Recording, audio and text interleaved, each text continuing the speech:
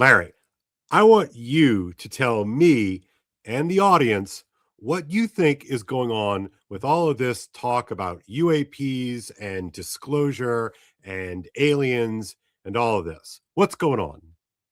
In a nutshell, In I a don't nutshell. know. I don't know. And that's the Yeah, beauty of it. What yeah. what fascinates me about this whole UAP, and for those who don't know, unidentified anomalous phenomena or aerial phenomena, that's the new thing for UFOs. It's a Uh, rebrand. It's a rebrand, Larry. it's a rebranding, Yeah, yes, but we can get into, I think, some of the reasons behind the yeah, rebranding. But yeah. it's a topic that fascinates me on a multiplicity of levels, Hmm. and that colors my attitude of, well, what's really going on here? Yeah. Depending on which angle I'm coming at this, from which hat I'm wearing. Almost a friend of mine said you should put You on a should put a hat. tinfoil hat. Yeah, Put on a Why yeah. don't you make a tinfoil hat? My friend Marcus Daly said, yeah, put on a tinfoil hat.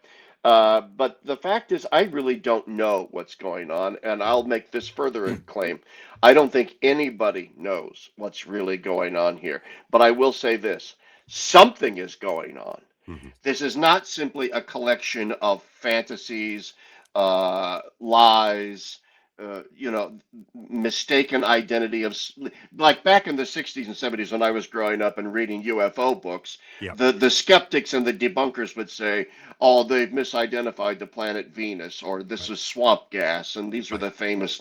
No, it's no longer possible in the video age, and the fact that the Pentagon has now come out with videos and so forth, not possible to deny that this is a real thing.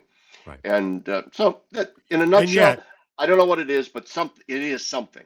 yeah, and yet, that seems to be the comfortable position that most mature people, quote unquote, have settled upon, right? That this is a big fat nothing burger. That this is the sort of the sort of the feverish dreams of, as you said, tinfoil hat wearers that stretches all the way back into the 50s. And whatever is going on right now, it's probably just nothing.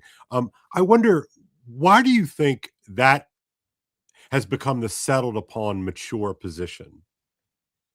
I think it's become uh, the more mature position these days precisely because of what I said, that it is no longer possible to deny that this is a very real phenomena. There are things in our skies and in some cases in our waters Yeah. that defy the laws of physics, that defy common understanding of what our own aircraft or aerial things can do. And therefore, reasonable people of all stripes have now reached the conclusion this is a real phenomena. Now we just have to figure out what it is. So you know, since you just referenced it, you said that, when you were a kid, you read these books about it. And at what point for you did it become, I would imagine on some level, at some point, you kind of put childish things aside and kind of went about your business, right? Yeah, Why? I mean, Why?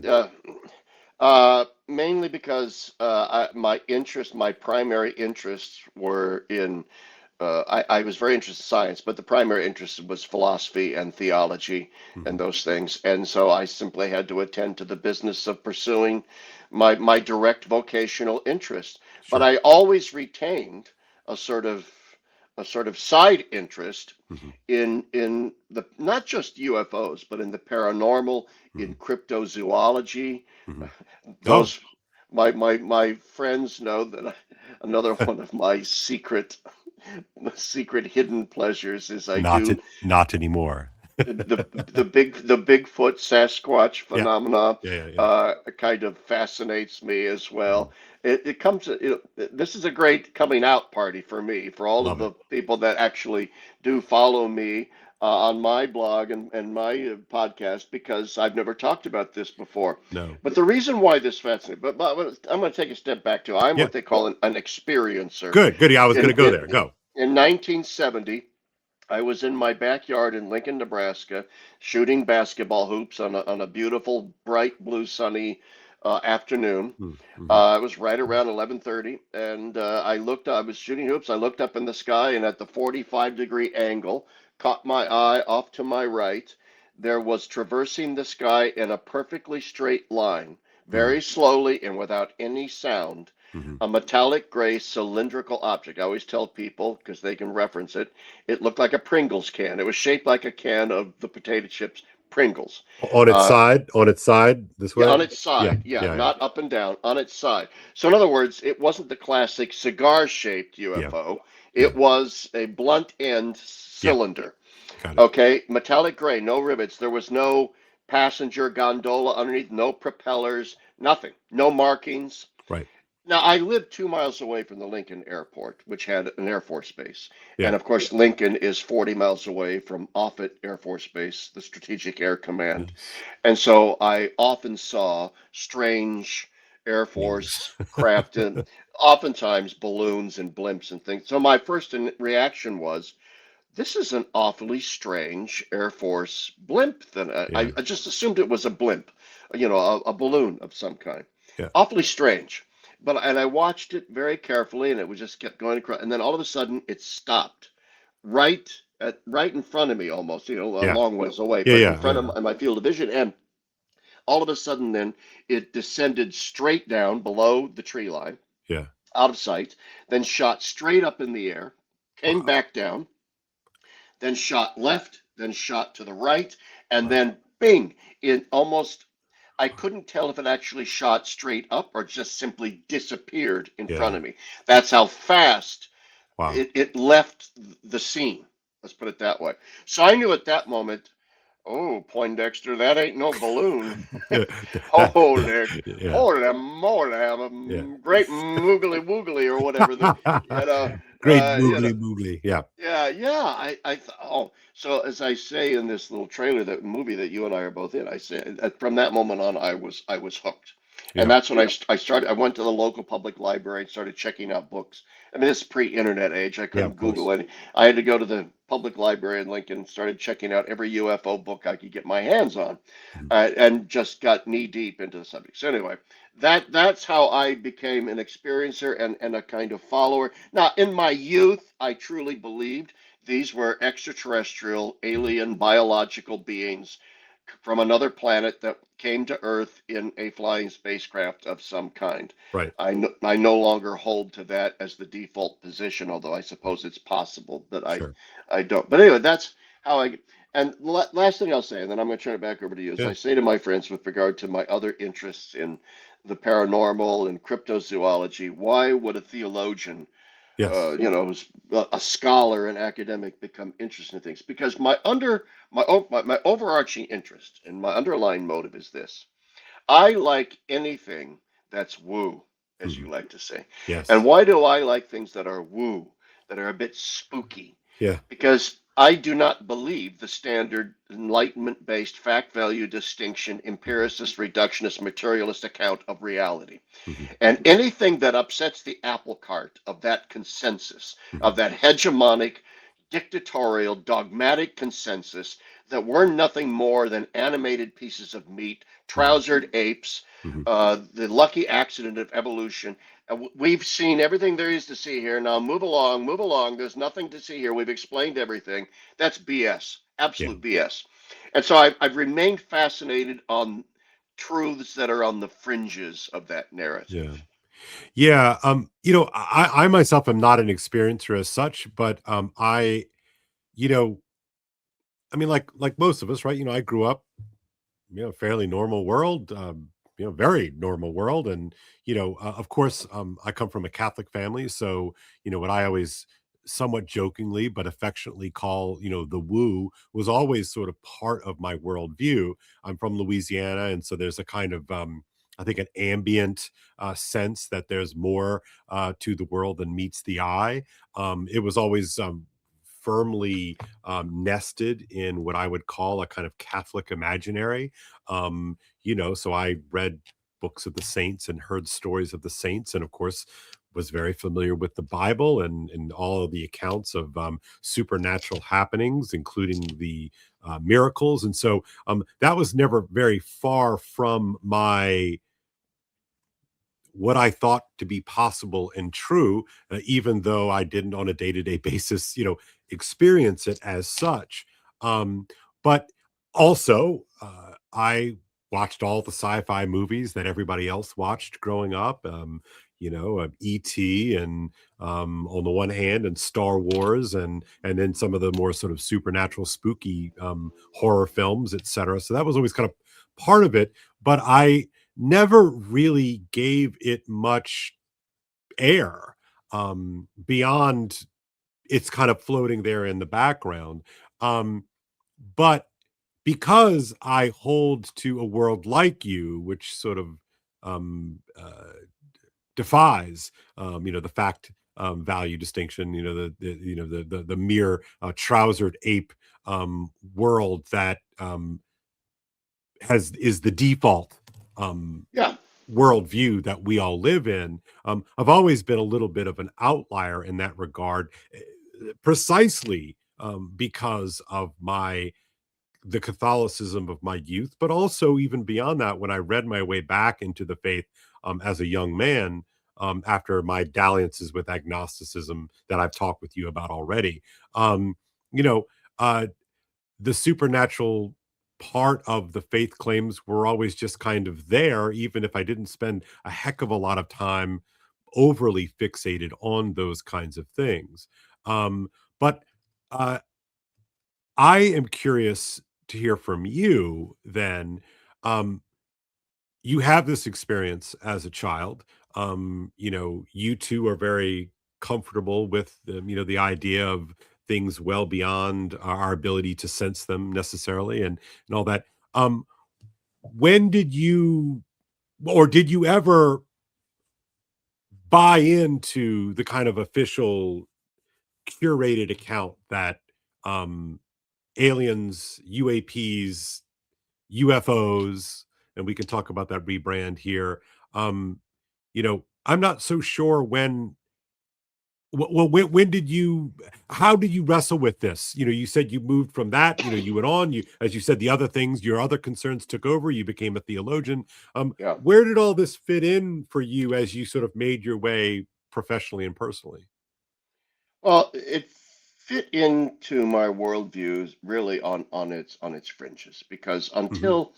but it's only been like in the past 5 years Yeah, right. that I can honestly say that the phenomena has moved into a more mainstream current in my mind Mhm, precisely because now even the authorities, mhm. it could be a false flag operation, it could Sure. be a psyop, whatever, but Yeah, now even the Pentagon and the American government is saying, yeah, there's something there. yeah, So lately it's moved back more center, but it's always been more on the periphery because it's all been uncorroborated. It's all unsubstantiated. Okay, I saw something in the sky that I couldn't explain. sure. But on the other hand, that doesn't necessarily. I saw a Pringles can flying around in the sky Yeah, that defied the laws of physics. right. All right, I don't know what I saw. To reach the conclusion, as I did then, I can't reach it now. That, well, obviously that's ET. Obviously, Yeah, those are aliens from the Pleiades or whatever flying around in our skies. I don't reach that conclusion anymore, but I reached it then. So the fact is my views have matured and deepened over time away from the ET hypothesis, precisely as it worked more mainstream into my theological views. okay. Okay, and so now what I think is that we're dealing with an what the language is now. Yeah, It's just a fancy woo language, pseudoscientific. We're dealing with some sort of interdimensional reality. uh-huh, That's why the nomenclature has changed from unidentified flying object to sort of unidentified anomalous phenomena or aerial phenomena. mhm, mhm. Uh, it's gone from being an object to a phenomenon. Right, right, right. Well, to that rebrand, then, there are a couple of ways to look at the rebrand, right?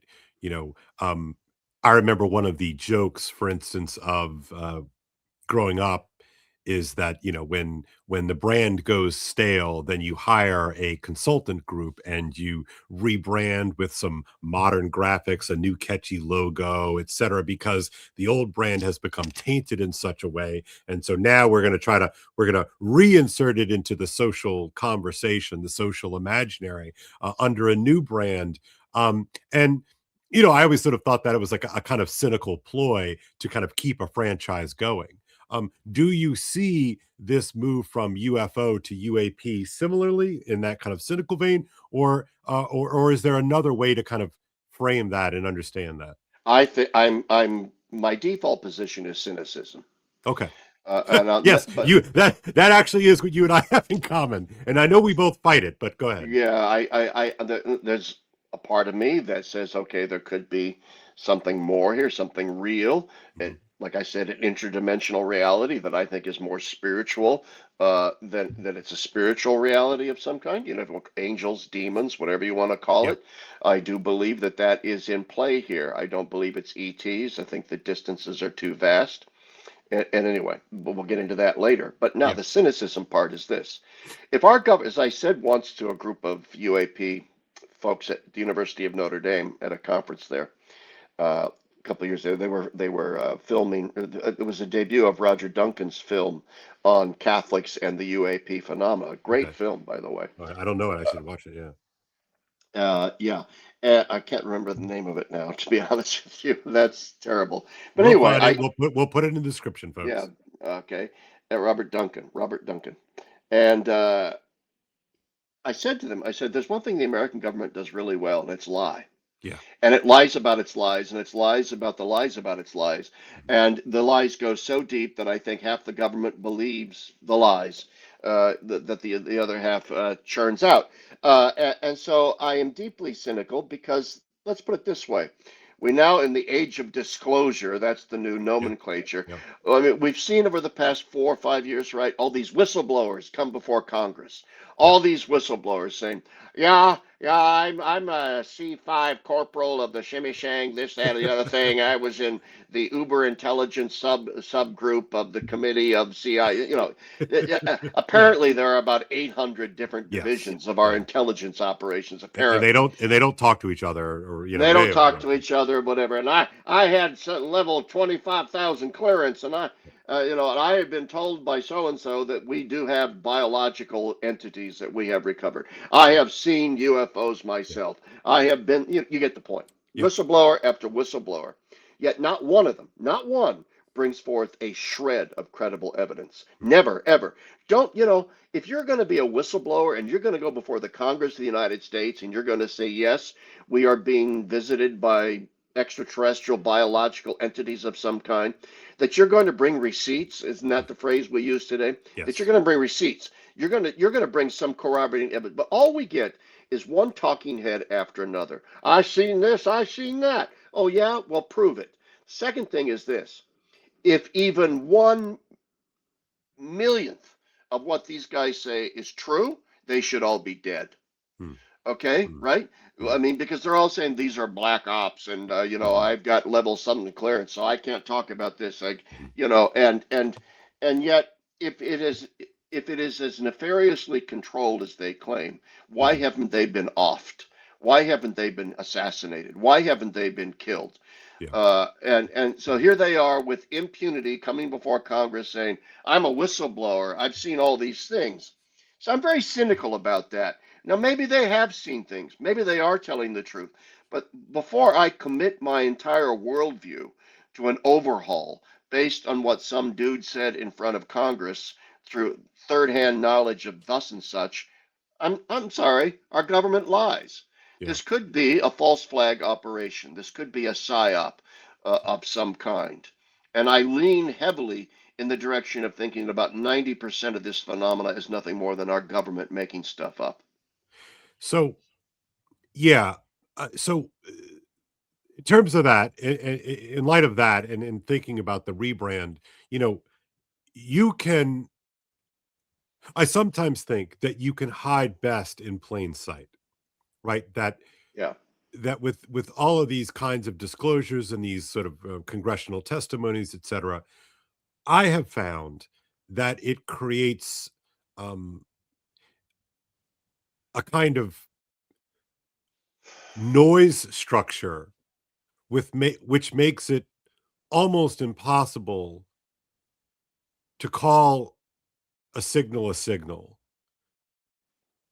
And as to your point about lying and government lying, that has become something that I have more recently become comfortable admitting to myself in private and to others out loud. And that is for me, that has to be front and center, or maybe immediately off center stage as to how we talk about this issue, because government information revelations are almost always obfuscations of some sort. And the way in which this has all been handled suggests to me that whatever is known, and you said at the beginning of this video that nobody knows. I don't know if I buy that exactly, Okay. because, well, I don't know if I buy that exactly, Larry, just because somebody knows something. Now, does one person know all of it? I, I doubt it. But there does seem to be some kind of process or planned rollout of something. And the sheer amount of chatter about it in the last 4 to 5 years, um, it's not just that I'm paying attention more now, although I am paying more attention now. It does seem like there's more and more and more people just risking the kind of social, risking becoming a social outcast by talking about this publicly in a way that, Yeah, gosh, Larry, 5 years ago, no way, no how. This stuff would wouldn't have not happened. be talked about. What you just said raises so many things in my mind. First off, why would these whistleblowers lie? Okay, my guess is that many of them are not, that many of them are Yeah, telling the truth. I don't yeah, mean to imply yeah. I know, I that know. they're all Yeah, part of a giant cabal. Uh, but I can think of 10 million reasons why our government would lie overall, why they would fool certain individuals into thinking, oh, well, we have biologics, so you go ahead and whistleblow all you want about this. So, in order to hide their own black op yeah, development of super weapons and super aircraft. So it's very, very convenient to let the Chinese or the Russians or anybody else think, oh, we've got hangars full of ET right, craft. right. All right. No.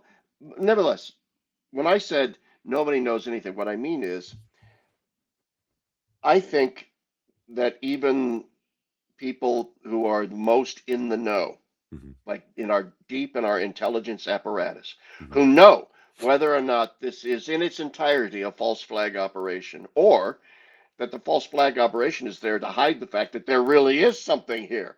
Okay, holy cow, there's something going on here.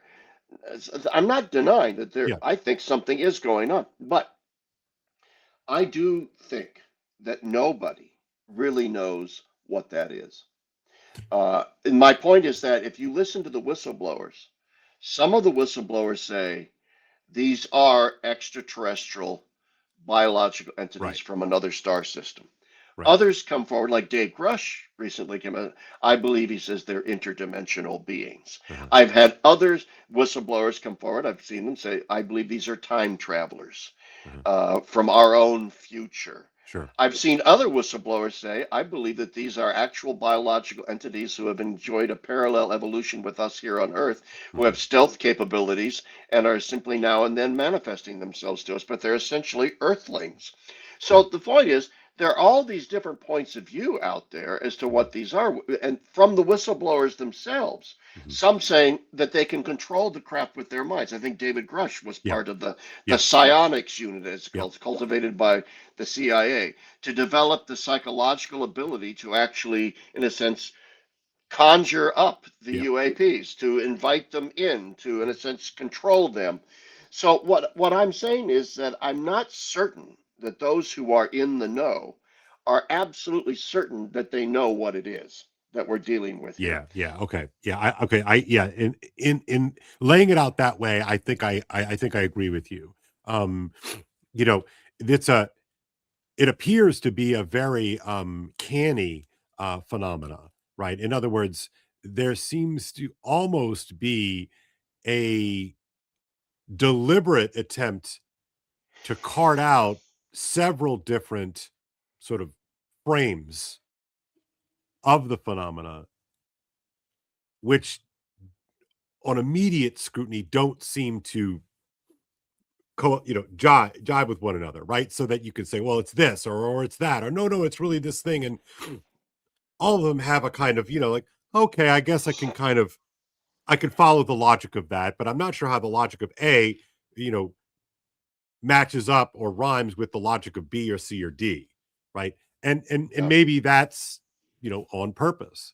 Um, what I want to talk to you about are sort of two elements of this larger story, um, both of which are a little bit more firmly in your wheelhouse and my wheelhouse, insofar as how they interact with and conjure up, to use your term of magic,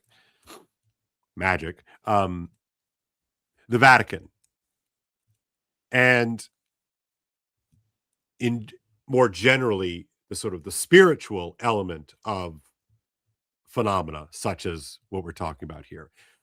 When did you when did you become aware of? I feel like I'm not interrogating you, Larry. No, When that's did you fine. become aware? When did you become aware of this sort of strange tie-in with the Vatican in the late 40s? That's actually been a recent phenomenon. Yeah, I did not know at all from all the UFO literature that I read in my yeah, youth, well yeah, up into my 50s. yeah. I'm 67, and it was just maybe 4 years ago Hmm. that I learned for the first time that apparently, in I believe it was 1933, that's the Hmm. claim, Yeah. an alien spacecraft, an ET, a saucer thing, Hmm. crashed in Magenta, Italy, Italy, near Italy. Rome, Yep.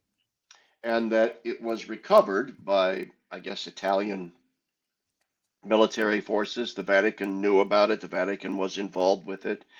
And then Pius XII, who was Pope at the time, uh, and other Italians in authority got a hold of the American government, and because I guess they figured, well, Americans know what to do with things like this, Well, and remember, just a quick history lesson. What's going on in 1933 in Europe, yeah, I mean, and it's in Italy in Mussolini. particular. Mussolini is in charge in Italy, and we have to remember too, Italy is a young country. Yeah. Yep. Just freshly emerged from city states and papal states, and all unified, in the late E- 1800s. Yeah. 1859, I think it became a unified country. Yeah, so it's still a young country, and all of a sudden now they've got a fascist dictator as their leader. So I think this is why the Vatican and other Italians turned to the Americans for their but then the claim is that, of course, the Vatican therefore knows for a fact that extraterrestrials are real, Hmm. that they are biological entities from another planet, and the Vatican knows this and has been covering it up for many, many, many decades now. So that's the claim, and I just learned about that claim 4 or 5 years ago. Hmm. Nevertheless, to me, it's kind of irrelevant what the Vatican. To me, it all. I'm not certain I believe it. It all sounds kind of Dan Brown, Da Vinci Code. Everybody thinks it plays with these certain tropes about Yeah, it the does. It does. Vatican's secret archives deep in the Yeah. basements or the bowels of the Yeah. Vatican's are all these secrets. And I mean, I saw that guy who runs that podcast called the Y Files. He was even saying that there's claims that the Ark of the Covenant is buried under the vat. What BS? The famous line from John the 23rd, Pope John, when he was asked by a reporter how many people work in the Vatican, he said, "Oh, about half of them." Uh, and Yeah, yeah. anybody that knows anything about how the Curia works and Rome works and the Vatican works, I mean, come on. Well, The idea that it's this nefarious place with deep tentacles and conspiracies and yeah, yeah, I don't think you have to go there. I certainly don't see it as nefarious. I'm intrigued by the timing of everything, right? I mean, look, if from what I've read, from what I understand, my memory could be hazy on this, and I probably should have looked this up before we got on screen here. But that at some point the Vatican brought the U.S. in the aftermath in the cleanup portion of the Second World War, and passed on these. I don't remember it being biologics so much as what I had heard that it was something having to do with like ships, yeah, technology, aircraft, yeah, the aircraft, technology of the spacecraft, right? yeah. And so so the Americans kind of scooped this up and brought it stateside. Um, Now, what's intriguing to me about the timing of all this is sort of twofold: what it means for the United States, but also what it means for the Vatican in the mid-century. And I can't I can't help but see I can't listen to the story about an alleged Vatican cooperation with the United States in the mid-century, and not think about um, the changes that we all saw, and you and I talk about quite a bit in the Vatican after the mid-century. Oh yeah. This means that within a decade or so, the Second Vatican Council is called, and is there some interesting way? And again, I don't pretend to have knowledge. I'm just looking at pieces moving around on a board. Is there in some way, was this part of what the church is attempting to do with herself in the mid-century, and what kind of an effect that could possibly have had Well, on the council?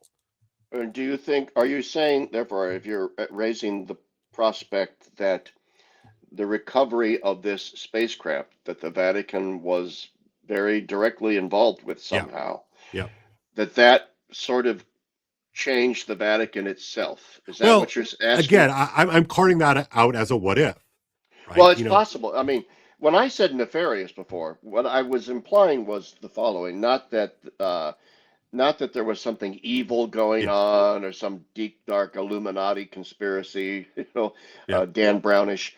No, what I mean is that there is the accusation that the reason why the Vatican sort of kept all this quiet was because the Vatican knows that if there really are yeah, extraterrestrials, therefore Christianity is thereby falsified. yeah. That it has no explanation for, is Jesus the savior of the Right, whole right, right, universe? right. Is he the savior of these aliens?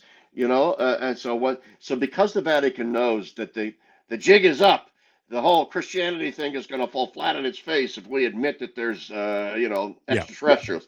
yeah. That's the nefarious. Oh, conspiracy. No, I agree with you. I think that in the post-war environment, the Vatican, if the story is true, Right, right. the Vatican, I mean, the United States was the big dog on the block. I Absolutely, mean, come absolutely. on.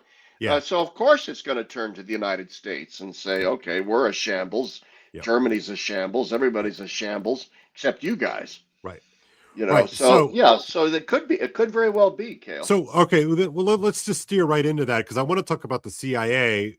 People forget that the CIA doesn't exist prior to the Second World War. In fact, the CIA doesn't officially exist until after the Second World War.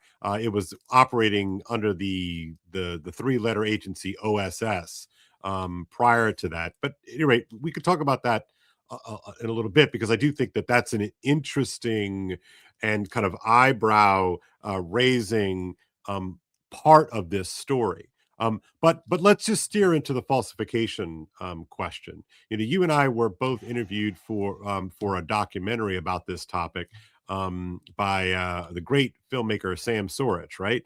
And you and I, we did our bit. I think he came, he saw me, and then he, had a couple of conversations here, and then he went on down to you, and then made his rounds with these conversations. But Yeah. for you, why, how do you sort of make all this potentially fit with your faith commitments? Why is this for you not a kind of falsification moment? Well, this is where the rubber meets the road, and I think Yeah, it's why Catholics should be concerned with this topic. yeah, And not just because of the UAP phenomena potentially proving that we're not alone in the yeah, universe. I think that we should just simply take it as a given that we're yeah. not alone in the Right, universe. right, right. When there's, trillions and trillions of planets scattered throughout many galaxies, billions of galaxies in our cosmos. It's entirely possible, I suppose. I mean, that we are the only ones. I mean, a salmon lays 10 million eggs and only Yeah, three survive. yeah, yeah. C.S. Lewis pointed that out a long time I love ago. that. Yeah, maybe this entire vast, vast, vast cosmos and all of its gyrations Yeah, spat forth a single planet with intelligent life on it. Yeah, it's possible, but I don't think so. I take it as a given that there's life elsewhere. So, to me, the UAP phenomena is just a sort of proximate provocation that really drives it home. Whoa, geez. I guess here's some proof that maybe we're not alone, assuming that these are ETs. Therefore, theologically, we have to grapple with it. I yeah, mean, C.S. Lewis was already grappling with it yep, in his Ransom trilogy, Space yep, trilogy, whatever you want to call it. Other Catholics have thought about it. The question then becomes the issue of the cosmic Christ. We right, believe that right. Jesus Christ is the singular and absolute incarnation of God in human nature. And as you read in St. Paul and the Church Fathers and others, I mean, there is this cosmic dimension. All of creation groans in Rose, anticipation, right.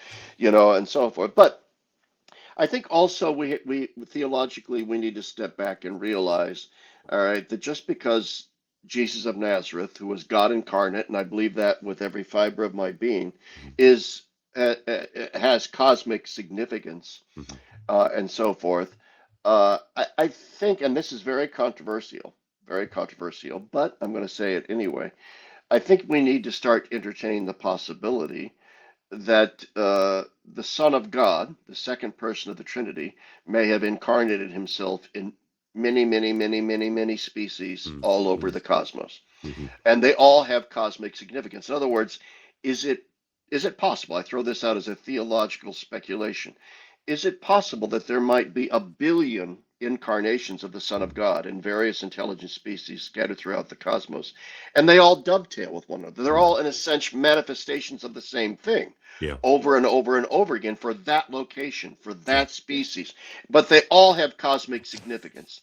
They Mhm. all are connected to one another. They're not discrete, Yeah, yeah, yeah, yeah. isolated, atomized phenomena. That's the accusation that's often charged, right? Well, you rob Jesus of Nazareth of his cosmic significance if you're going to say that there's another kind, similar Jesus of Nazareth on our planet. No, Yeah, there's like Nazareth B and C and G and triple G and yeah, yeah, yeah, yeah, yeah. God with you. and it could also be that there are unfallen planets Mhm. that have also had an incarnation of the Son of God. Uh, there's that big speculation in Catholic theology, right? The debate: would God have become incarnate had we never sinned? Right, right. And one school of thought says no. The whole point was to save us from our sins. The other school of thought is no. He would have come for theosis purposes, even if we had never sinned, and so on. But I think it's a speculation whose time has come Mm. that we need to think about the possibility of a multiplicity of incarnations, none of which relativize the other, Right, none of which relativize the other, right. but in fact dovetail, are interconnected with each other, dovetail. They're manifestations of the same phenomenon. Anyway, I don't know. What do you think of Yeah. that? So no, that's interesting to me. I'm intrigued that part of the story is that disclosure is being managed precisely because of the feared effects it will have upon the population. A Yes, planet-wide, population-wide panic over such a disclosure. And therefore, yes, the story goes that in order to stop a panic, we're going to put a major filter on how all of this gets received And up until a certain point, the project was total blackout, but for reasons, that option is no longer on the table. And so now disclosure will be handled in such a way that it will not cause a bank run, so to speak. Yeah, I like that. Yeah, and so it could be a slow rollout of disclosure so as not to completely upset the foundations Right. of the religions of the world and so Right. on. But Right. actually, I see one of the reasons why I question that Yeah. Yeah. is that uh, it is, in some sense, a theological threat to the Abrahamic religions, the Okay. religions of revelation. Right. But it doesn't seem to me to be as big of a threat, say, for the Buddhist Right. traditions, the Hindu traditions, which are perfectly comfortable in a polytheistic, Hmm. Hmm. avatar-driven sort of notion of consciousness and the Hmm. spirit world and so forth, which would probably be a lot easier to reconcile with some sort of woo version of ETs than Yeah. it would, because the Abrahamic religions deal in a great deal of historic specificity. Well, you're just to push back a little bit on that, gently, you know, No, you're not allowed.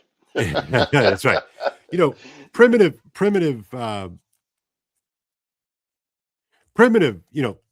when the church was one ish back in the day, let's say, I don't know, let's pick a date, 700 AD, Hmm. such a disclosure probably would have been met with a kind of a shrug because, as you say, very comfortable with other hierarchical beings in the cosmological order being seen and unseen and revealing themselves from time to time. That that that the religionist of 700, and again, I'm just picking a random number here. I'm trying to get before the schisms, right? Before the reformations. Um, Yeah. because that's going to matter in just a second. You know, I think it probably wouldn't have been a big deal in the way that it can only be a big deal to the modern world and the Christianities of the modern world, because the Christianities of the modern world have become so wedded to uh, a kind of modernist frame, right? So that, Yeah. you know, most, standard issue suburban Christian family or couple or person, you know, basically is a kind of default materialist, right? Oh, they are. They are. Hang Yeah. on a second. I'm going to close this shade over Yeah. here Yeah. Go because ahead. it's Yeah. blinding me. Hang on. Yeah. Do do do do do do do do do do do do do do do do do do. Right. So All right. So I'm back. So I'm back. Yeah. yeah. Okay. No more sunlight. So most Christians are basically default materialists with a little bit of Jesus stuff sprinkled on top. But in the day to day operations of their lives, they're dealing with what philosopher Charles Taylor calls the immanent frame, right? Right. Right. So I've heard, the scholar of religion and ufology, Dr. Pasolka, say that, the sort of the more traditionalist Christians, the sacramental Christians, the mystical Christians are probably best girded for such a disclosure, but the sort of the more trimmed up and curated versions of Christianity, and certainly their materialist, Yeah. atheistic, agnostic brothers and sisters are going to be the hardest hit. I agree with that. Diane Pazulka in her book American Cosmic and some of her other books makes this point, and I think thank you for bringing this up because I think it's a really important point. The average modern day, highly secularized bourgeois Catholic, they call them cul-de-sac Catholics, Yeah, that's great. Yeah, uh, they're ill-equipped to deal with this because the mass media. Let's say there's disclosure. Let's say there's yeah, the rumors out now. By the way, Donald Trump's going to make yeah, some yeah. disclosure I say saw that. in Yeah, yeah. in July or something or that. I don't think so, but Me neither. Ross Coulthart doesn't think so either. But let's say he does. That's going to get spun like, okay, well, this proves there's ETs. This proves Christianity. How can we now say that Christ is the savior of the cosmos when Yeah. there's these other beings that don't even know about Jesus, Yep. and so on, and that will collapse the faith of millions and millions of these cul-de-sac Christians, these cul-de-sac Catholics, because you're right, their default position is materialism, and they'll simply say, well, let's get rid of the Jesus Yeah. sprinkles off the Sprinkles. ice. Yeah, we'll just brush off the Jesus sprinkles and go on with our lives. And their Christianity will go away. But the deeper mystical, sacramental, traditional type Catholic will initially struggle with this. Like, well, okay, what does this mean with Yeah. regard to the singularity of Jesus, Mhm. the cosmic significance? But they will eventually, I think, be better equipped to navigate this, because Diane Pazoka points out, they'll have to adjust their theology, but the equipment is there, if you want to put it that way. The Yeah. Yeah. theological mental equipment is there in order to accommodate this new reality into their sacramental vision of things. Because after all, if they are real, if there are extraterrestrials, these are biological entities, a new species from another planet. Yeah. If they're like us and they're not simply like Disney animatrons, if Yeah. they're Yeah. not soulless AI type things, Yeah. if they are like us, then they're going to have souls, Right. and therefore they're going to have a religious sense about them. And I think the average traditional mystical sacramental Catholic will therefore be able to unpack that reality far better, far, far better than our contemporaries. Yeah, I'm reminded of a section. Gosh, I haven't read The City of God since I was 20, so you're going to have to forgive me. I read it as an undergrad, and there's a fascinating section, if memory serves, in which Augustine is kind of actively asking and answering these kinds of questions. Of course, he's not talking about it in terms specifically as aliens or UAPs or anything like this, but he's talking about it in terms of all of the sort of the, what we would call the kind of the undiscovered tribes of, sub-Saharan Africa. Like he's just sort of they're kind of riffing on these kinds of questions. And, and there's all the, as you know, from all the kind of travel logs of the ancient world, there's all these sort of images of strange creatures with large feet that they kind of hold over their heads, and there's all these kind of stories, right? And Augustine is sort of being peppered. He's peppering himself so that he can answer himself. Well, what about these guys? Are these guys, sort of included in this whole Imago Dei thing? And he's just absolutely insistent. No matter what, no matter who we find, they too are made in the image and likeness of God. And so, Exactly. so therefore, for me, I've always sort of held that as a kind of, a kind of a navigation point, that maybe then our, again, I'm totally speculating here, but maybe our conception of the size and scope of this thing we rattle off, oh, the Imago Dei, the image bearer, blah blah blah, maybe that's much bigger than we are forced to contemplate on a day-to-day basis, especially in the aftermath of having mapped the earth, right? Oh, We've been absolutely. everywhere, right? So-called everywhere, right? So I wonder if that's a kind of helpful frame for the audience. I think it is. We need to remember, like Benedict the XVI, when he was still Pope, Joseph Mhm, Ratzinger, when he's still Pope, mhm, uh, gave a talk in which he said one of the unresolved issues of modern theology is what is the state of salvation, if you want to put mm, it that way, mhm, of non-Catholics. mhm. And Yeah, and of course. because ever since the Second Vatican Council, the Church has developed an ever more expansive view Mhm. of the possibility of salvation outside of the visible confines of the Catholic Right, Church. right, The Catholic Church has always held and still holds that the church is necessary for right, salvation, right, but no longer holds that you have to be a visible member of the visible right, church right. in order for the church's, in other words, all salvation Yeah, comes through the church, right, right, right. but you don't have to be. Anyway, Yeah, so Benedict goes, this goes all the way back, this debate. He mentions Augustine, yeah. but he also goes and talks about the existential shock of the discovery of the new world. Right, right, right. All of these new people, and the number one question that Europeans asked when they got there, other than "Where's the gold?" you are know, these people? are these human beings? Yeah, Who right. who? And so there was a famous debate at the University of Salamanca Yep. in Spain. One of the first debates about human rights ever held anywhere Amazing, was, amazing. do these native peoples have human rights? Are they Right. human beings? And the answer was yes. Yes. They're human, so we can baptize them and so on.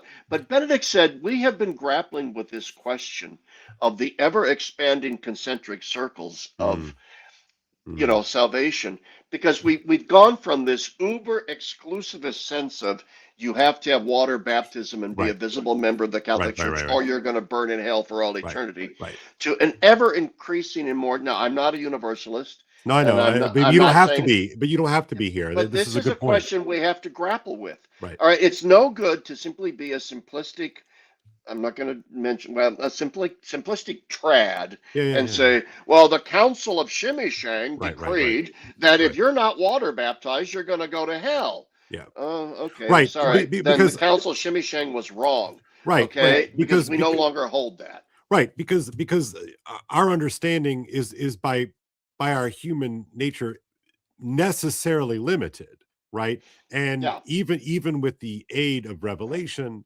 and the power that unlocks for us, um, the whole process of the church in active discernment and exploration, to me, has to be approached with the sense that, you know, me, Larry, I always go back to Justin Martyr, and Justin Martyr is very clear on this. It's like, if it's true, it's Christian.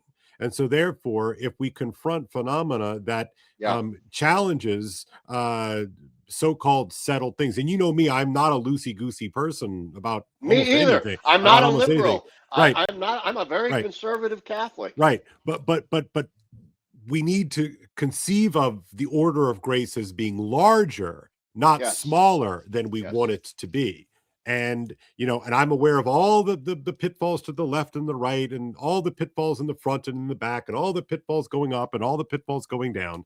But it seems to me that part of being a faithful, pious, thinking, praying Catholic is to look at the expansiveness of grace, the expansiveness of God's design, the expansiveness of providence, um, not as a limiting function, but rather as the thing which we constantly have to um, frame and reframe in reference to what we see, hear, taste, Yes. touch, and smell. Oh, absolutely.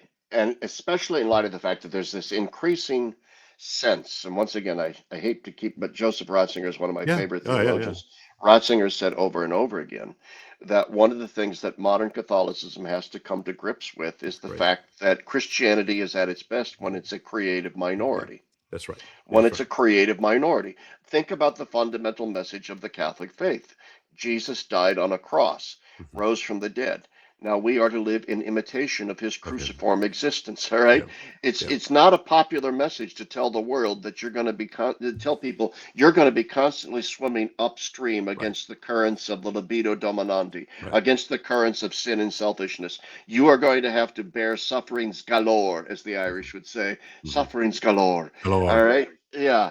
And that's not a popular. So it's never going to be a majority message. So this is a very interesting insight from Ratzinger, where he's pointing out we have not yet begun to plumb the depths of what it means for the church to be a creative minority. Right. 11, Right. salt. Right. Uh, a bushel, you don't want to put a bushel basket over our light. The Yeah. church is absolutely essential. I want to emphasize that. Yeah. It's essential for salvation, just as Christ is essential for salvation. It is the centerpiece of everything. But have we thought through it completely, Right. what that fully means? And that is going to be forced upon us ever more if there is disclosure. We're not alone. Right. And to me, I think it might be helpful to think about this very concretely. Like in my own head, I often go back to Peter, right? The rock upon which Jesus builds his church, a miracle worker unto himself, uh, through Christ, of course. Um, Whatever you bound in earth will be bound on earth, and whatever you bound in heaven will be bound in heaven. Here are the keys to the kingdom. all of that. And yet, what did Peter know? Peter knew Christ and him crucified, right? Of course. But what did Peter know? Like, Peter didn't know, the periodic table. Peter didn't know that North America existed or Central or South America existed, right? And again, this is not, I'm not slamming Peter. I'm just sort of talking about just the sort of the concrete phenomena of being Peter and the head of the church, right? And by virtue of the limitations of his time, right, he could only understand a certain amount of things. And so as the world gets further and further mapped, as Christianity spreads further and further, into Africa and Northern Africa and into Europe and eventually into this whole new hemisphere that nobody knew existed, then sort of the burdens of understanding increase and increase and increase, right? It sort of Yes. unfolds along with, Yes. mapping new territory. And so necessarily, because I've heard people say, like, well, if aliens existed or UAPs existed, then why isn't it in the Bible? Right. Something like that. And it's like, that's just really low res. That's just really not up to Yeah. the task here. It's not a matter of falsifying scripture. It's not a matter of falsifying counsels or anything like that. But again, we have to look to the novel phenomena that emerge, and how do we um, make it all work? That should be exciting, frankly. That should be exciting to us. And anytime that humans try to limit the gospel, the humans are wrong, right? You know, Yeah. um, That's my point. right? And Yeah, and I and wasn't trying to call out of ecumenical course, councils for yeah, being yeah, no, no, false. no, no, They're no, no, not. no. They're I know that. dogmatic and they're Yeah, infallible as far as they go. yeah, But, right. But but, new stuff happens, right? yeah, And absolutely. and I love the fact that you brought up, the example of the new hemisphere, right? The new world. Yeah. A wonderful rendition of this dynamic, played out in narrative fictional form, is of course the inestimable Mission, the movie called The Mission. Which really has as at its, that movie works on such a number of beautiful levels. It works on the hyper Is that the one particular. with Robert Duvall in Yes. it? Yeah, Robert that's De the one. Niro. Robert De Niro. Robert De Niro. I'm Yeah. sorry. Yeah, Robert And De of course, Niro. the movie it works in such a wonderful level. It's hyper specific to him and the crosses that he has to learn how to bear and how he can find forgiveness, etc. But it Yeah. also, if you recall, the movie involves this cardinal who goes to Latin America and has to sort of figure out how he's going to deal with these disputes between the Portuguese and the Spanish. And at the root of it is that the Portuguese want to continue the slave trade, and the Spanish want it stopped. But then in the middle of all this, you have these tribes, truly primitive tribes, and then the burning question is exactly what you brought up, 10 minutes ago. Is like, are these people? And if they're people, Yeah. how can we incarcerate people that are image bearers of God Himself? Right. And so I think if we sort of take that as a kind of a model, this is precisely the kind of precedent that we're given in order to make sense out of whatever may or may not come our way. I agree completely that we have to step back and we have to say, like Justin Martyr, if it's true, it's Christian, Yeah. and not put ideological litmus tests on the evidence beforehand and say, well, Yeah. this can't be true because of X, Y, Z. Right. We allow reality as such to speak to us, Right. and then we have to deal with it. Then we have Right. to come to grips with the ever expanding concentric circles of our awareness of God's grace, our awareness of God's creation, which is far more vast than maybe what we've thought so far. And it oftentimes is. I mean, if we look to history, if we look to the history of the church, it's almost always bigger than smaller, right? And Yeah, yeah, the attempts to limit it. Look, and I'm sympathetic. I want to steel man this a little bit. I'm sympathetic to those people who want to dismiss all of this as tinfoil hat wearing, gobbledygook that is a distraction from the need to live a life of holiness and all that. None of this precludes those demands and requirements on we Christians, we Catholics, right? Um, but uh, wanting the world to be more simple than it is doesn't make the world less complex. I agree. And And, oh, go and ahead. and and so much of that energy that you and I talk about a lot, in these sort of online Catholic stuff, and these internecine battles between different camps and all this sort of stuff. So much of it, from my vantage point, um, as limited as it is, so much of it is an attempt to control and to make the complex simple. And I don't think that that is a great strategy. I think that that limits, well, I believe that it limits the Holy Spirit. But I also believe that it leads to a potentially disastrous personal life. Well, that's that You know what I really mean? opens up. Oh yes, oh yes.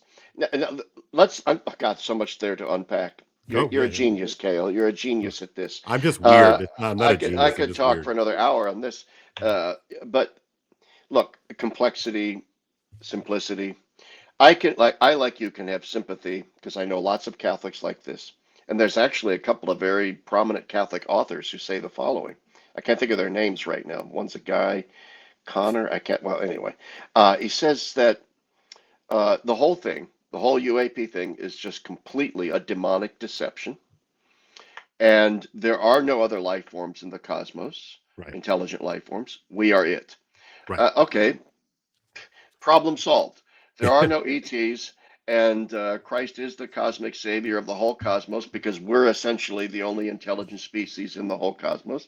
Right. And anything that says otherwise is demonic deception. You know what? If that turns out to be the truth, I'd be the first one to raise my hand and say, okay, well, Great. great, Exactly. Yeah. Yeah. fantastic, fantastical. No, everything that you and I are talking about here tonight, though, is simply entertaining that the reality might be more complex than that. Yeah. And what if it is? In other words, it's a big what if conversation. What if the reality is far more complex? Right. What if the truth is, as presented to us clearly eventually, that we are not alone, that there are other intelligent species in the cosmos, Yeah. and they are visiting us? Right. Then we have to deal with that, Right. and we can't simply put our head in the sand. So I let want me to go ahead. go ahead. Yeah. Yeah. No, I want you to go. Yeah. I just to say one last thing. One of the reasons, though, why lately I have come to doubt that these are ETs, Hmm. other biological species from another planetary system visiting us, is, I think we have got to get our minds around, get out of the Star Trek mentality. Yeah. Okay, how unbelievably vast Yeah. the distances are from planet A to planet B. Yeah. Okay, and I get all the sci-fi woo-woo Yeah. stuff about wormholes and Yeah. warping Yeah. space-time and all that stuff, but what gets neglected in those conversations is that the amount of energy that would be required to create a distortion of space time and gravitation significant enough to in a sense, stretch, condense space time. A planet 100 light years away from you now becomes 2 steps away in an instant Yeah. because you've learned how to manipulate the strata of space time. Requires a level of sophistication that's almost godlike, Yeah. requires a level of energy input that is astronomical, that of vast numbers of suns, not one, but many. Mm. Now, when some would say, well, you're imagining it based on our technology and not what might be possible for a species a billion years ahead of us. Yeah, yeah, yeah. Check the box. But until you can show me Yeah. scientifically, somehow, some inkling of how it would be possible to traverse these vast, Yeah. vast distances, I'm going to remain a skeptic that it's possible. And as we turn our radio telescopes into the cosmos, and we've now been listening Yeah. for 80 years to the Yeah. cosmos, what do we hear? Static, Hmm. silence. Hmm. We hear nothing. Hmm. We hear nothing. So it's entirely possible that if there is intelligent life out there, I think there is, but if there is, it's rare. not common. It's Hmm. rare, Hmm. and that it has not traversed the cosmos and it has not visited us, which is why I lean in the direction of interdimensional. In other Hmm. words, if we're dealing with real entities, I lean in the direction of interdimensional beings, of a spiritual sort, perhaps. Go ahead. Yeah, good, good. One of the objections that I hear often, Larry, is that, and we even hear it voiced in the trailer, if you recall, we were talking beforehand, is that, you know, a spirit doesn't need an X-wing fighter. A spirit does not Yeah. need the Millennium Falcon, or the Starship Enterprise. What do you say to that?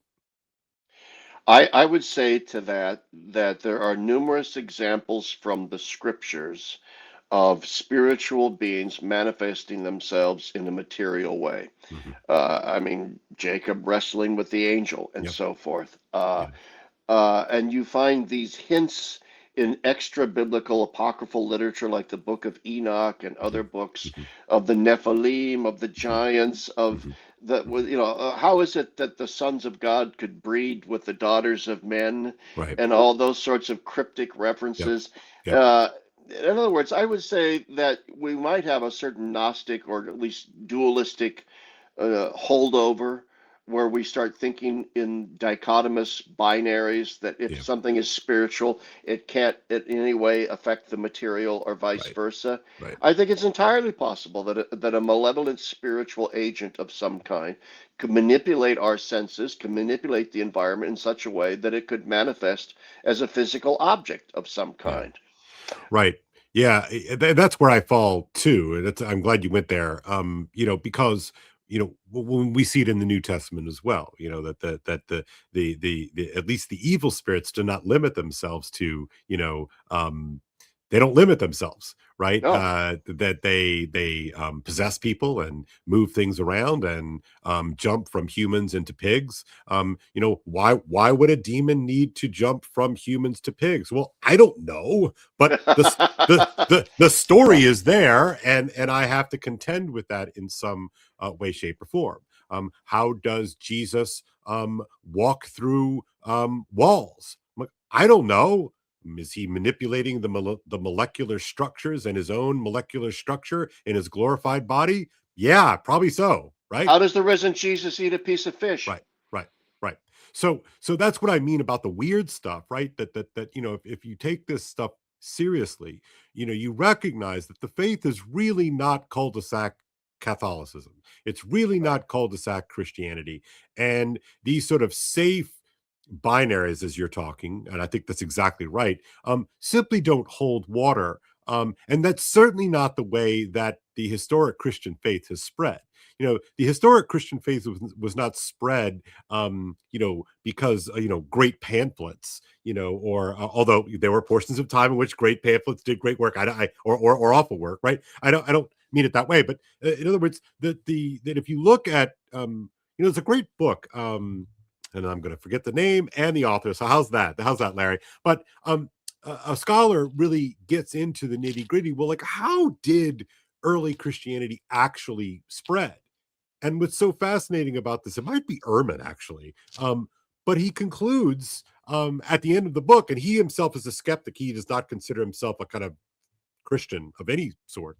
Might Um, be Bart Ehrman. You might be but right. yeah, but he basically says, yeah, it's because miracles, that power, like the manifestation of supernatural power, I think was Rodney Stark makes a similar Stark. claim. That's exactly what I'm talking about. That's it. Thank you. Yeah, and he says, yeah, miracles.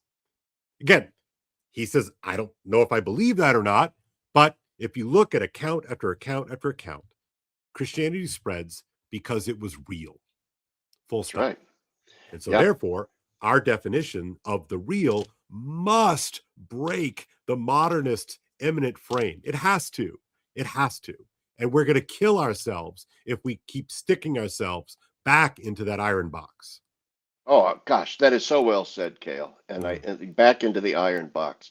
And I agree. I mean, it's very, very clear. One of the reasons why Jesus in his lifetime was popular is because he quickly developed a reputation as a wonder worker. Yeah, exactly. I mean, the scripture scholar John P. Meyer made this point over and over again that You cannot read the Gospels and come away with the impression, there that nothing happened. In other words, something has to explain the Yeah. popularity of Jesus beyond his basic theological message. And the Right. popularity was he healed their sick. Yeah. And you just think about this on a practical level. Like, let's say we're taking the scripture stories as they're given to us.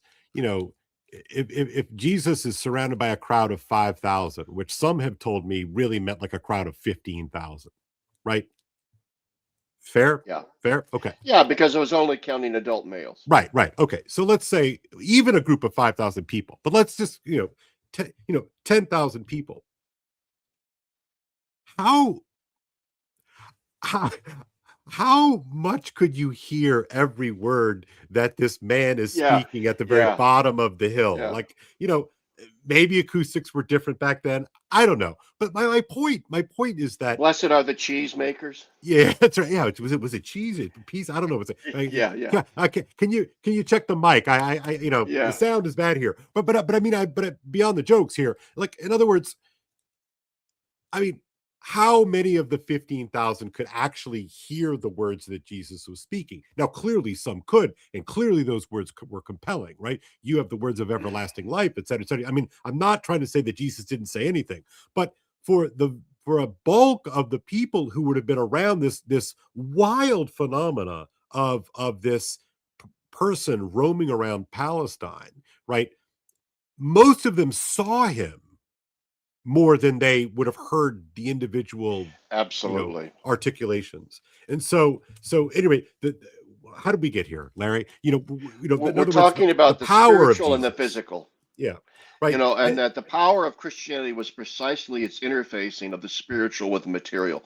The Right, fundamental message of the incarnation is that there is no incompatibility between God and matter, between right, spirit and matter. They right, fit together like a hand and a glove. They're made for each other. right, Okay, and the Christological raising of human nature into a divine nature is the central message. And then this power gets imparted to the apostles and the disciples who go out into the world and heal the sick and have tangible right, physical results. We've cast out demons. We've right. healed the sick. I mean, think of the scene where Jesus is in somebody's house and the crowd is all around, Yeah, and a group of people climb on the roof and tear off the tiles lower. and lower the paralytic down inside. What does that speak to beyond, the pathos of the story itself? Yeah, What it right. speaks to is that is what people sought him for. Yeah, Okay, they were willing to climb up onto a dadgum roof and take the tiles off and look, knowing if we can but get our friend down there, this dude can heal him. fix it. He can fix it. Yeah, yeah, He yeah, can fix this. We know he yeah. can. We've seen Or it. or the woman, who touches Jesus's cloak, Yeah. and the power of Christ flows through his cloak onto her and heals her. Like Careful. that. People might accuse us of becoming Pentecostals who believe that, we have to be bathed in these Yeah, yeah, yeah, yeah. charisms now. Fair enough. But anyway, the larger point, if we could kind of sort of steer this, right? So I think we have to recontend with the weirdness of Christianity, right? We have Yes. to recontend with the strangeness of it all, the strange, weird quality of it, what it really is. And that's why I loved, again, this is a side note because I want to bring it back to UAPs, but this is why I love Carlos Ayer's book, They Flew, so much, because it blows the cover off of this sort of comfortable cul-de-sac Catholicism and reminds us of the power of it all. Not a power geared And toward it is building. weird. It is totally weird, right? But again, it's not a power that is geared toward the fabrication of that hideous strength, right? It's not a power ordered toward guns and steel, but rather towards something else, something that is sort of distinctly Yeah. human. I And mean, what so do you think? Go ahead. I'm sorry. I that's keep why that interrupting you. that that's okay. That's why I wonder. I think this UAP thing, this disclosure thing, these encounters, like I think that if you really push me on this, I think that there are probably elements of deception vis-a-vis tech and wetware. Um, but also there's real bona fide Yes. spiritual, angel. type things here kind of converging at the same Yeah, time. oh gosh, so glad you brought this up. And this is kind of in Paul Thigpen's work, and Mm, he's done some great stuff on this topic. Whereas the explanations for this are very multifocal. mhm, uh, yeah, yeah, we have to be aware of reducing this to, as you said earlier, to something simplistic. By the way, going back to, the wonder working can't just be yeah, towards the powers of that hideous strength. yeah, I mean, what is the point to God allowing Saint John of Capistrano to levitate all over the place, yeah, to float around, float yeah. around in the sky? Right, I mean, right. witnessed by thousands, witnessed by Thousands. Yeah. people. I mean, in historic time. What's the point? The point is, I think there's a playfulness to it. There's Yeah, a yeah, giddiness to it. yeah, But anyway, to go back to your point about it, I said earlier that I think 90% of all this stuff is government deception. That's probably an exaggeration. I'm trying to yeah, make a point that yeah, how in the heck do I know what the yeah, percentage is? I don't. But I do believe that a massive chunk of this is the government engaged in false flag deception. But the deeper question will be, well, wait a minute though. Is the government, though, simply inventing this out of whole cloth, or mhm, are they piggybacking yeah, on a yeah, reality that they know is true? right. Likewise, I believe that a lot of it is a demonic deception. I Mhm, believe that the demonic elements can, in fact, manipulate matter and appear as, in a spacecraft, whatever. Nevertheless, does that explain all of it? yeah, And Paul Thigpen's point is no. We can look at government deception. Yeah. We yeah, can look at demonic deception. yeah, Yes. He yeah, approved. Thumbs up on that idea. yeah. But at the end of the day, it could also be the demons are also masters of Right. manipulation. That's They are right. Yeah, masters of exactly, deception. exactly, They are exactly. masters of co-optation. Just like we're inventing artificial intelligence, is it possible that demonic elements could opportunistically Of course. co-opt Yeah, yeah, AI and yeah, invade that and do something with that? Yeah. So the fact that a lot of this might be demonic in origin, the UAP, doesn't negate the possibility that the underlying phenomena, beyond government deception, yeah, beyond demonic manipulation, there might be an underlying phenomenon, and this is Paul Thigpen's point, that's actually real, yeah. that we are Good. dealing with Yeah, intelligent beings, yeah. non-human. Right. And so therefore, if they're intelligent beings, that means that there's some that are going to be good intelligent beings and there're going to be some that are bad intelligent beings. Like, it's not you can't do the all good, all bad thing. To me, I don't think you can. Now, I'm gonna be really weird here and I'm gonna throw a little bit of a curveball at you. I just got finished teaching Macbeth. And there's a famous scene in which Macbeth has been wringing his hands over whether or not he should kill the king, thus, giving him a straight path to the crown. And in this sort of pivotal moment, he's cries out. He's alone on stage, and he says, "Is this a dagger I see before me, leading me on the very way in which I was passing to go murder the king?" So he sees this floating dagger, and then he grabs his own from his.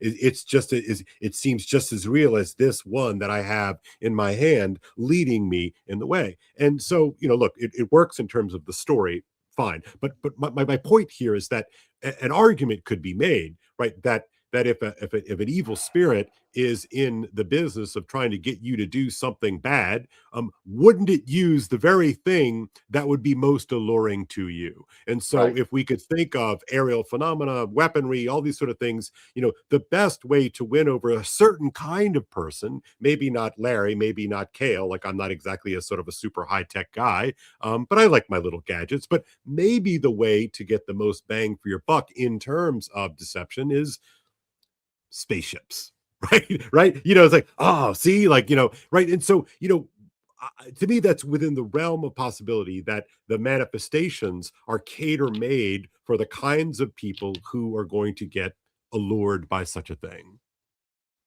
Oh, I agree, because they're going to be masters of deception and Right. masters of the illusion.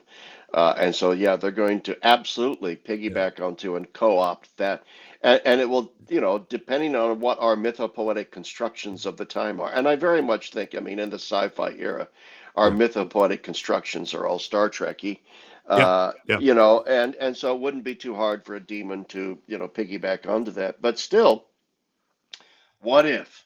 Yeah. What if there's a substrate in all of this that's real because, there are some eyewitnesses who say that they have recovered in working for the government non-human Yeah, biological bodies, some of which it is alleged were alive. yeah, Now, do I believe that? I don't know. yeah. We don't know.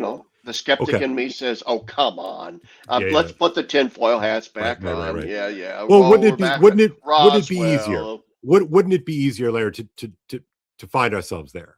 I mean, I, Yeah. I wouldn't mind if that was the sort of the most parsimonious, way to see things. All right, I want to throw a last Well, question to you. Yeah, before yeah, we move on, yeah, along the lines of these biologics that people have encountered, yeah. Jamie Foxx is just not Jamie. His last name is Fox. He's an investigator who has now investigated sort of Brazil's Roswell Yes, yeah, yeah, incident, yeah, yeah. Varginha, Brazil, in Mhm. which alleged a spacecraft crashed and alien beings survived and were roaming around this neighborhood. Yeah, The Brazilian military captured them and brought them to a medical clinic because some of yeah, them were injured.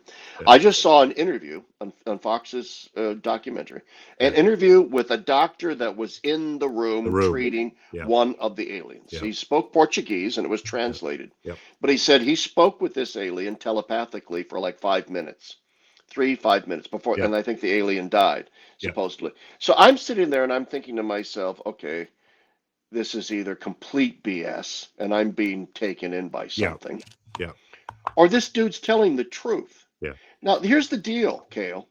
If that man is telling the truth, and he came across as yeah. Very credible. extremely Very credible. compelling and Yeah, credible, yeah, a yeah, doctor, yeah. freaking neurosurgeon, I Right. think, Yeah, okay, uh, not one given to histrionics, and saying, yeah, this was real. So yeah. we have to step back and say, I think we have to entertain at least the possibility Good, that good, this is real. good. And so Anyway, that's perfect because that'll segue me to my kind of closing question here for you.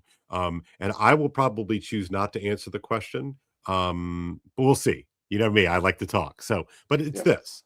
Um, we're both sort of public, out loud Catholics in the public square, and we typically spend our time talking about sort of more traditionally Catholic things, right? yes, Popes and letters and scripture and sacraments and ecclesiology and and all that kind of stuff. synodality. You're right, right, right, right. That's our normal fare. So I would imagine that some of our friendly audience might be a little bit shocked, maybe that we're talking about this, but um, and it's this: why should we care about this entire story, up and down or sideways, independent of whatever conclusion we could get? Why should Catholics care about this? Oh, multiplicity of reasons. Number one, what if like the ET hypothesis turns out to Yeah, be true? yeah, We right. should care because we care about truth, as Justin Martyr said. If Yeah, it's true, it's Christian. We have to face reality head on. So, okay, that's the first thing. What if it turns out to be true on that level? Second, even if it isn't true, the fact is something's afoot, yeah, and what's afoot is some kind of grand deception. Therefore, mhm, and so we need to be attuned to this topic because somebody's doing something that is yeah, conjuring up these images of potential disclosure, and they're doing it for a reason. mhm, Okay, and so we need to be aware of the topic and care about it so that we can be educated consumers of information once this doo doo hits the fan and yeah, there is yeah, alleged disclosure. We've got to have the intellectual apparatus to be able to adjudicate between competing claims. right. And I think that's important. I would add to that. I see. I broke my own No, rule. go. I No, mean, no. I'm sure there's a multiplicity Yeah, of yeah, other yeah. No, reasons no, no, no. why And I'm not Catholics trying to. should care.